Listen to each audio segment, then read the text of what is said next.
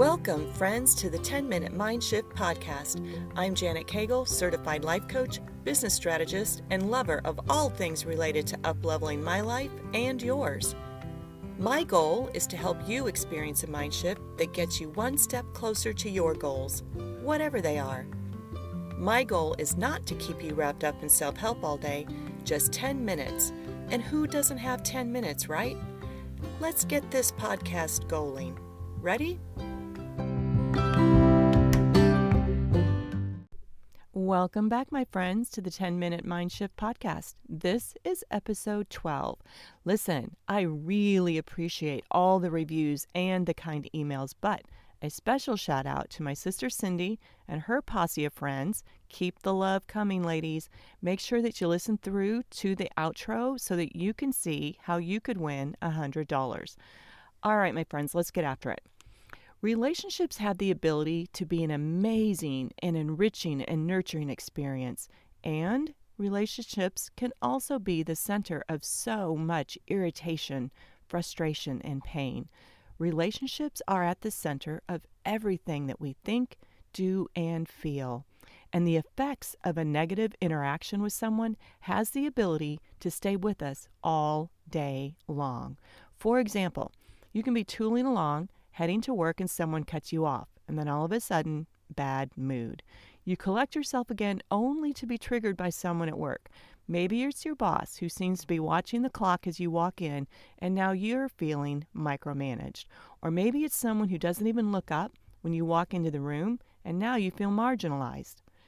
Could be your trigger is the one who walks into the room and literally sucks the air out of the room with all of her loud stories about her first world problems. By lunch, you're starting to recover when the fast food girl triggers you. On your way home, you collect your thoughts again only to be triggered by something that your husband does or doesn't do that frustrates you, and by now you are ready to blow. Whether we know it or not, we all have thoughts on how other people should show up in our lives, how they should act, how they should talk, even what they should say in order for us to not be triggered, frustrated, irritated, and mad. We have thoughts on how husbands and friends should be so that we feel loved, appreciated, and respected. We even have thoughts on how bosses and co-workers should be. Believing that someone should be different than they are can feel like we're just looking out for them, just wanting them to be what we deem their highest and best self. But what we aren't seeing is the pain that we are inflicting on ourselves in the process. He should answer my emails faster. She should be more professional. He should be more responsive. He should recognize my efforts. She shouldn't be so loud, and he's just plain unprofessional. These kind of thoughts are what I call a manual, and these kind of thoughts are one of the most destructive thoughts we can bring into a relationship, any relationship. Having a manual for someone is premeditated resentment, and here's why.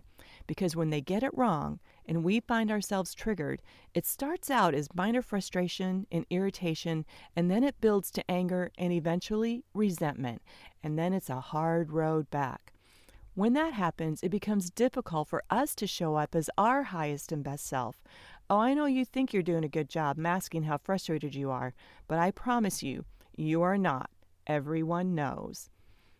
As humans, we think that it's our human right to have reasonable expectations of people in our life and that they should behave in a way that is reasonable. But what we think is reasonable and what other people think is reasonable is sometimes very different.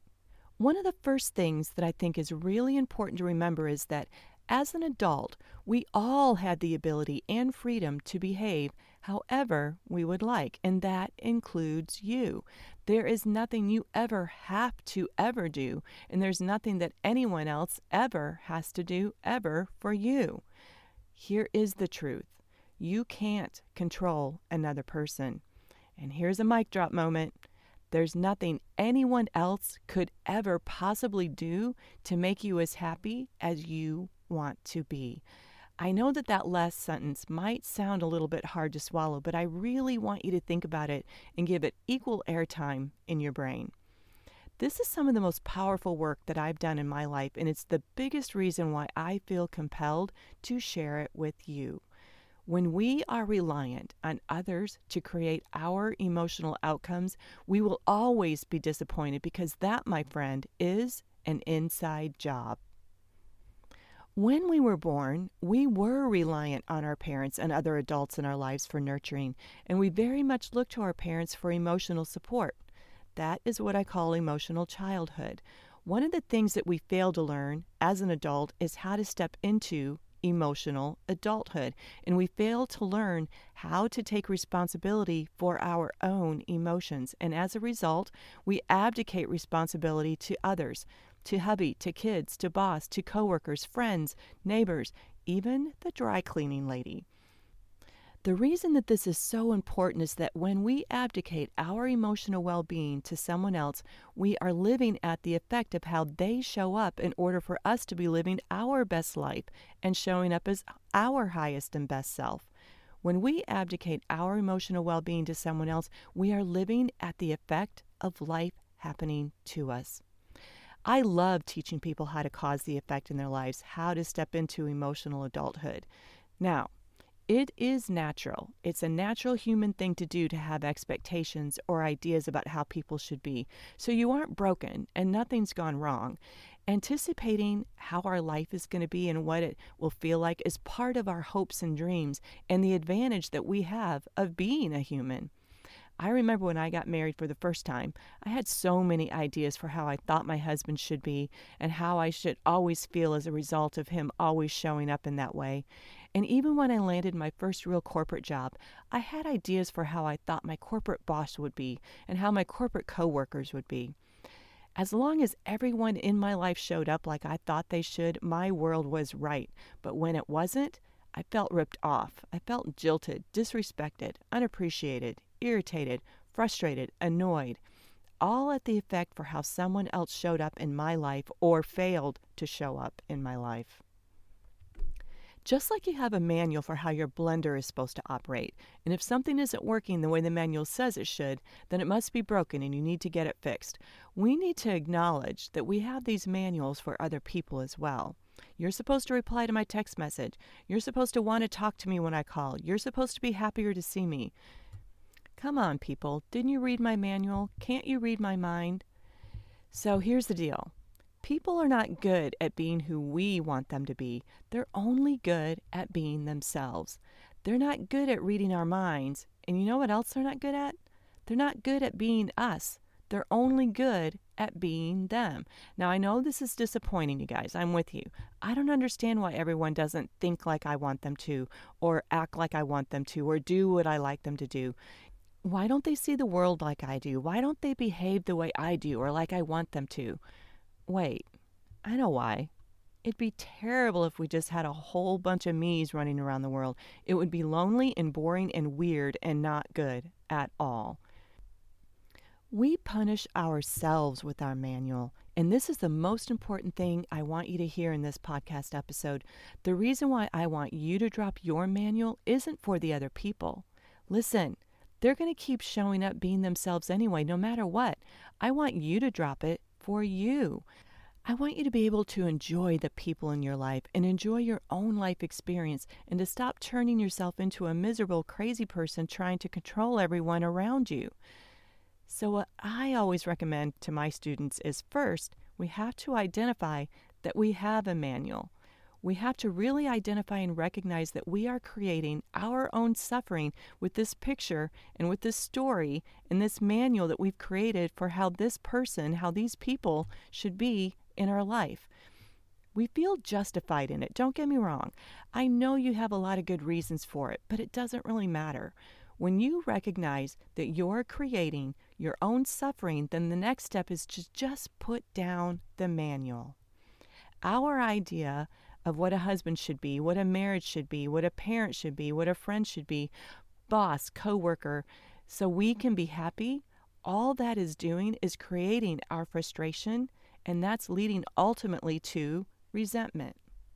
Learning about the manual that I had for my husband is what saved my marriage and kept me from one more divorce, and it helped me grow in my career and deepen my relationships with friends and family.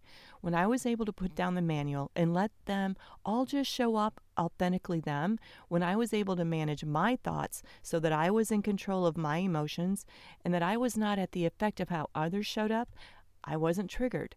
They did not determine my mood. I did. No one determined how I showed up. I did.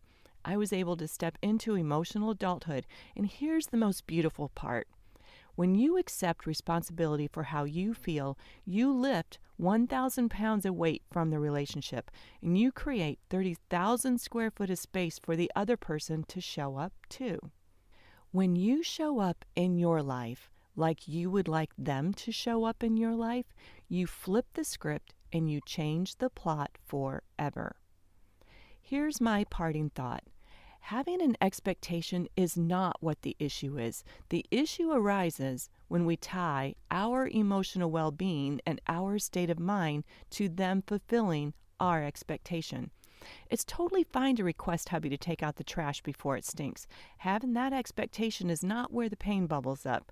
It's what we make it mean when he doesn't do it. It's how we show up in response to him forgetting or just deciding he doesn't want to do it. You getting upset and making it mean something is what's causing your pain and suffering, not what hubby does or doesn't do, not what boss does or doesn't do, not coworkers, not even the dry cleaning lady. Oh, the dry cleaning lady. That is another podcast. All right, my friends, I hope that you have the best week ever.